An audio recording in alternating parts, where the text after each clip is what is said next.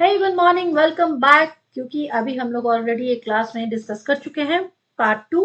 ठीक है, examination sociology, जिसके आंसर की जो है वो मैं आपके साथ डिटेल में डिस्कस कर रही हूँ। पार्ट 1 पार्ट 2 ऑलरेडी अपलोडेड है। ठीक है, तो चलिए अब करते हैं पार्ट 3। पार्ट 3 में जो क्वेश्चन आंसर है वो थोड़ा डिटेल में समझेंगे। सोशियोलॉजी है ना, सोशियोलॉजी आपका चैप्टर ही ऐसा है, अगर आप इसे थोड़ा सा अच्छे से नहीं समझते हैं तो थोड़ा सा मजा नहीं आता। ठीक है, एक मिनट रुकिए, जरा मैं इसकी साउंड वगैरह चेक कर लूं। ओके, ठीक है। ओके, सब ठीक है। अब बढ़ते हैं अपने नेक्स्ट क्वेश्चन की तरफ। नेक्स्ट क्वेश्चन है आपका क्वेश्चन नंबर 36। इंटरेस्टिंग क्वेश्चन है, ध्यान से समझिएगा, पढ़ते पढ़ते ही आंसर एकदम समझ में आ जाएगा। The recognition that social identities are multilayer, often overlapping and non-discrete comes from which of the following conceptual framework। एक फ्रेमवर्क के बारे में बात हो रही है जिसमें ये सारी चीजें, एक आइडेंटिटी जो हमारी सोशल आइडेंटिटी होती है वो मल्टी लेयर्ड है, कई बार ओवरलैप कर जाती है, नॉन डिस्क्रीट है, किसी तरह का कोई भी भेदभाव वाली बात नहीं। Comes from which of the following conceptual. देखो कॉन्सेप्ट क्या क्या है। एक तो आपका कॉन्सेप्ट है मल्टीपल सॉवरेंटी, मतलब आप बहुत सारे जो अलग अलग जो संप्रभु देश है उससे कनेक्टेड है। क्या ये मैच लगता है? आइडेंटिटी की बात हो रही है, मतलब आप अलग अलग देशों के निवासी हो सकते हैं क्या? पॉसिबल नहीं है। ग्रीन कार्ड तो मिलना थोड़ा मुश्किल हो जाता है हर जगह का, नहीं। अच्छा, संस्कृति जो आपकी है, संस्कृताइजेशन, क्या ये असंभव है? ये पॉसिबल है कि आप इसकी वजह से मल्टी लेयर्ड हो सके आपका, मतलब एक ही टाइम पीरियड में आप अलग अलग नाम, अलग अलग व्यवहार, अलग अलग लैंग्वेज, क्या ये पॉसिबल है? इंटरसेक्शनलिटी, इंटरसेक्शनलिटी जो है ये वर्ड रिलेट करता है आपका जब आप अलग अलग सेक्शन से होकर भी एक दूसरे के साथ कनेक्ट हो सकते हैं। तो हो सकता है ये वर्ड आपका जो आंसर कर रहा हो। सोशल डिफ्यूजन, ये तो बिल्कुल नहीं होगा, डिफ्यूजन की बात कर रहा है भाई, ये तो पॉजिटिव बात ही नहीं है। तो आंसर आपका सही क्या होगा? आंसर आपका सही होगा इंटरसेक्शनलिटी, यानी कि ऑप्शन सी। अब थोड़ा सा इसको और अच्छे से समझ लेते हैं। यस, अगर इस वर्ड को मैं इसके मीनिंग के हिसाब से समझूं तो इसको क्या कहेंगे? हम यही कहेंगे ना कि एक थियोरेटिकल वर्क है। ठीक है, थियोरेटिकल फ्रेमवर्क है जो हाईलाइट करता है। ठीक है, जो हाईलाइट करता है, क्या हाईलाइट करता है कि इंटरकनेक्टेड नेचर क्या होगी। ठीक है, एक सेकेंड रुकिएगा। यस, इंटरकनेक्टेड जो है नेचर ऑफ सोशल कैटेगरी। देखो यहां पर हाईलाइट करेगा जो सोशल कैटेगरीज होती है उसको इंटरकनेक्टेड नेचर बता देगा। ठीक है ना, तो हमारा तो क्वेश्चन ही इसी से रिलेटेड है। जैसे जेंडर है, रेस है, क्लासेस है, हम कौन से क्लास के, सेक्सुअलिटी, तो ये सारी चीजें एक्नॉलेज करता है कि इंडिविजुअल एक्सपीरियंस होता है, वो उसके बारे में क्लियर करके बता सकता है इस पर्टिकुलर फिनोमेना के अंदर। तो आई होप बाकी के फिनोमेना तो इससे कोई रिलेट नहीं कर रहे हैं, तो ये आंसर ऑप्शन सी होगा। ठीक है, नेक्स्ट क्वेश्चन पे पहुंचते हैं। The movement against dash dam in India has contributed significantly to the formation of the World Commission to Commission on Dams। ये तो एक ऑब्जेक्टिव क्वेश्चन है। ठीक है, इसमें से आंसर क्या होगा, सही बताइए। ये तो इजी है, ये तो मतलब आपको बस नॉलेज होनी चाहिए आपके डैम्स के बारे में, जो भारत में डैम है, अलग अलग बांध जिसे कहते हैं। ठीक है, तो आपके सामने ओशन है, कोल करो, टेहरी, सरदार सरोवर या सुवानिश्री। यस, इनमें से कौन सा डैम है जिसकी वजह से वर्ल्ड कमीशन ऑन डैम्स की स्थापना होती है? ठीक है, तो एक डैम था, सॉरी, अच्छा, एक डैम था जो कि सरदार सरोवर, बहुत इंपॉर्टेंट था, नहीं है भी, बहुत इंपॉर्टेंट डैम है। ठीक है, लेकिन ना डैम, देखो वैसे तो बहुत सारी चीजें इससे बन जाती, मिलती हैं, बिजली बनती है और जो वाटर फ्लो है वो कंट्रोल हो जाता है, लेकिन इसके साइड इफेक्ट भी बहुत हुए हमारे इन्वायरमेंट पे, जो वहां के गांव थे आसपास उन लोगों पर। तो बहुत सारी आवाजें इसके अगेंस्ट उठी। तो हम ये कह सकते हैं कि हाँ, जो मतलब इसके अपोजिशन में इतनी सारी कम्युनिटीज उठी, इन्वायरमेंटल जो हमारे एक्टिविस्ट हैं उन्होंने बहुत सारे पॉइंट्स दिए, तो गवर्नमेंट को भी इस बारे में विचार करना पड़ा। ठीक है, क्योंकि सरदार सरोवर जो ये मतलब डैम था, ये नर्मदा रिवर के ऊपर था। ठीक है, ये तो आप लोग जानते हैं, नर्मदा रिवर के ऊपर था। तो जब इसके अगेंस्ट में बहुत सारी आवाजें उठने लगी ना, सक्सेसफुल भी हुआ ये सरदार सरोवर डैम, बट दिक्कत हुई और बहुत सारी प्रॉब्लम्स होने के बाद फिर गवर्नमेंट ने डिसाइड किया कि ठीक है, एक तो वर्ल्ड कमीशन डैम जो हो बनाना बहुत जरूरी है, तो 1998 में बनाया गया। ठीक है, उसमें क्या है, जो इशू रिलेटेड थे लार्ज डैम से रिलेटेड जितनी भी प्रॉब्लम्स होती हैं सब पर यहाँ पर ग्लोबली की बात हुई, डिस्कशन होना स्टार्ट हुआ। ठीक है, और इस कमीशन का एम क्या था? एम था कि गाइडलाइंस प्रोवाइड करनी। ठीक है, कि जो नेक्स्ट अब जो भी डैम बनेगा उसको जो परफेक्ट एक प्रॉम्प्ट गाइडलाइंस प्रोवाइड की गई कि नेक्स्ट कैसे बनने चाहिए, किन किन चीजों का ध्यान रखना चाहिए, गवर्नमेंट को कैसे प्लान करना चाहिए, ये सारी चीजें यहाँ पर इसके अंतर्गत एम की गई। ठीक है, गवर्नमेंट प्लानिंग। तो आपका आंसर क्या होगा? सरदार सरोवर, जिसकी वजह से वर्ल्ड कमीशन ऑन डैम्स बनाना फाइनलाइज किया गया। नेक्स्ट क्वेश्चन आता है, which thinker is associated with the concept of participatory development? इनमें से कौन से थिंकर हैं, कौन से चिंतक हैं? ठीक है, थिंकर को हिंदी में कहते हैं चिंतक। बीच बीच में कुछ कुछ वर्ड्स अच्छे लगते हैं बोलना, याद रहते हैं। चिंतक कौन कौन थे जो पार्टिसिपेटरी डेवलपमेंट से कनेक्टेड है? Andre Beteille, Robert Chambers, Andre Gunder Frank, या फिर रॉबर्ट पुटनैम? ठीक है, फटाफट से बताइए आपका आंसर क्या होगा, फिर हम इसको डिटेल में थोड़ा समझेंगे। ओके, तो क्या होगा राइट आंसर? क्योंकि यहाँ पर कंफ्यूजन क्या करती है, एग्जामिनर भाई स्मार्ट होते हैं तभी तो पेपर सेट करते हैं। दो नाम दे दिए गए, रॉबर्ट चैम्बर्स और रॉबर्ट पुटनम। ठीक है, तो कंफ्यूजन यहीं पर है। तो राइट आंसर क्या होगा, क्या लगता है आपको? बताइए, राइट आंसर होगा यस, बिल्कुल आपने सही कहा। मतलब जो स्टूडेंट सोच रहे हैं बिल्कुल सही सोच रहे हैं। आंसर इसका होगा रॉबर्ट चैम्बर्स।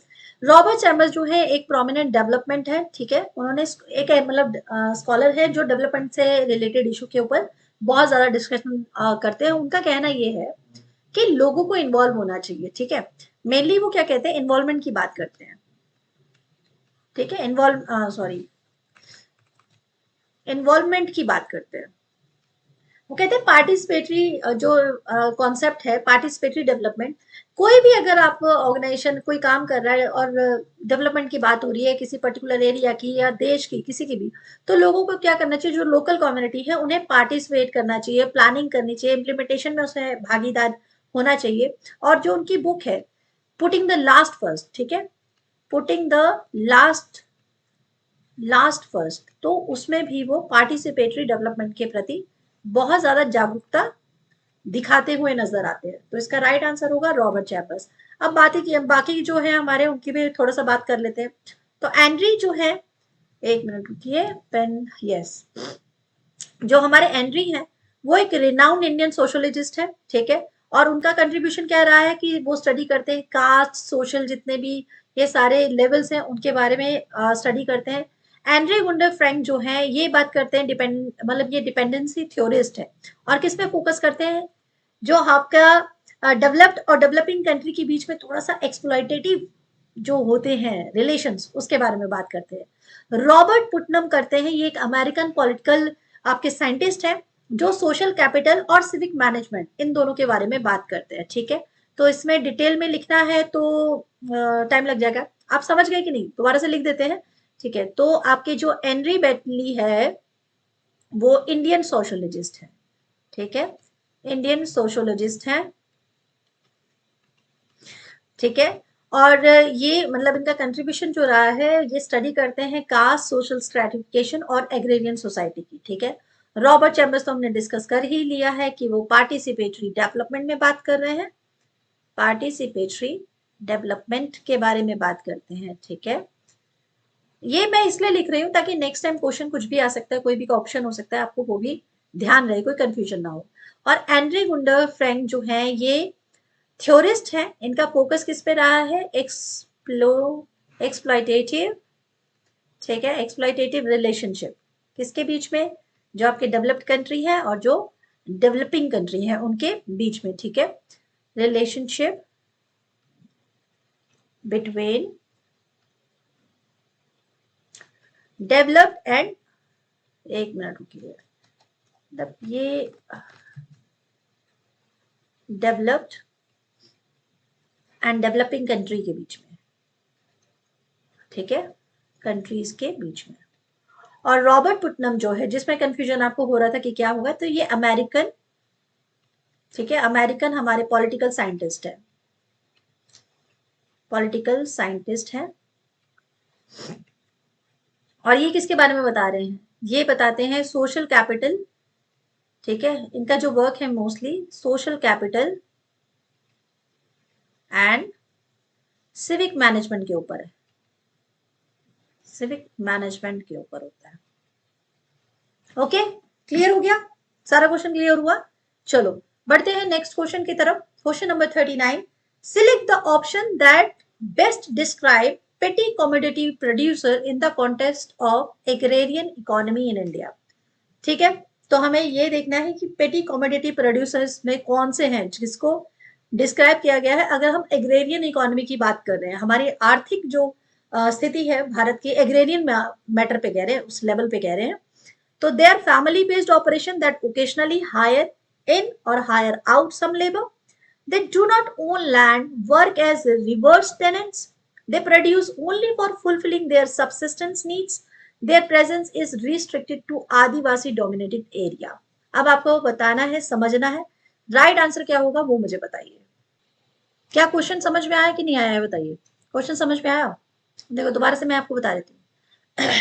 पेटी कॉमोडिटी प्रोड्यूसर्स ये कौन कौन होते हैं? स्मॉल स्केल प्रोड्यूसर होते हैं जो कि खेती बाड़ी से रिलेटेड है। अभी हम बात कर रहे हैं एग्रेरियन इकोनॉमी यानी कृषि, जो हमारी आर्थिक व्यवस्था है कृषि की भारत में, उसमें पेटी कॉमोडिटी प्रोड्यूसर्स है कौन, ठीक है। मीनिंग पता चल गया, स्मॉल स्केल के जो प्रोड्यूसर्स है। They are family based operation that occasionally hire, ये क्या कभी कभी हायर किए जाते हैं ओकेशनली, या कोई पर्टिकुलर, जैसे धान की खेती आपने कभी सुना है? धान की खेती होती है, जो भी किसान धान की खेती कर रहा होता है तो उसमें बहुत ज्यादा लेबर लग रही होती है, ठीक है। तो वो लेबर जब बहुत ज्यादा लगती है तो उसको बहुत सारी लेबर की जरूरत पड़ती है। उस समय कोई फैमिली जो खेती करती थी या जो जिसके पास अब उतना मतलब नहीं रहा है या वो कम खेत है उसके पास, उसको हायर करती है अपने उन खेतों में काम करने के लिए। तो इसका तो पहले ही आपसे आंसर अगर आप ध्यान से देखें तो पहले ही आपको समझ में आ जाएगा कि हाँ ये आंसर मुझे लग रहा है कि they are family based operation that occasionally hire in और हायर आउट सम लेबर, ठीक है। They do not own land and work as reverse tenant, ऐसा नहीं है। हो सकता है उनके पास अपनी लैंड हो और वो रिवर्स टेनेंट भी हो, तो ये नहीं हो सकता। They produce only for fulfilling their subsistence need, बिल्कुल भी नहीं। सबसिस्टेंस खेती जो होती है वो होता है जितना मुझे जरूरत है बस मैं उतना उगा रहा हूँ उतना खा रहा हूँ, वो सबसिस्टेंस में आता है, ठीक है, वो भी इससे कनेक्टेड नहीं है। Their presence is restricted to Adivasi dominated area. देखो आदिवासी डोमिनेटेड एरिया जो होता है, रिस्ट्रिक्शन अब बोल के कुछ भी नहीं रहा बिकॉज लॉ जो है ये वेरी नहीं करते, लेकिन ये पॉइंट इससे रिलेटेड नहीं है, ठीक है। तो राइट आंसर आपका क्या होगा? They are family based operation that occasionally hire in and hire out for some labour work. This is your answer. समझ में आया ना? पेटी कॉमोडिटी प्रोड्यूसर क्या है, मतलब ये टिपिकली स्मॉल स्केल प्रोड्यूसर हुए जो हमेशा कॉमोडिटी प्रोडक्शन में इन्वॉल्व रहते हैं, ठीक है। ये कॉमोडिटी प्रोडक्शन में ही इन्वॉल्व होते हैं, कॉमोडिटी प्रोडक्शन, ठीक है। समझ में आ गया? क्लियर हुआ ना? चलो फटाफट से नेक्स्ट क्वेश्चन देख लेते हैं।